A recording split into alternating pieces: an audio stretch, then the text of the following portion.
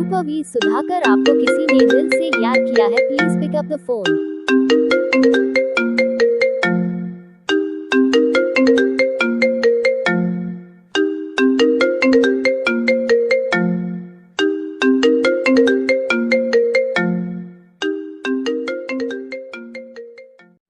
किसी भी मोबाइल की रिंगटोन के साथ अपने नाम की रिंगटोन बनवाने के लिए अपना नाम कमेंट में लिखें और चैनल को सब्सक्राइब जरूर करें।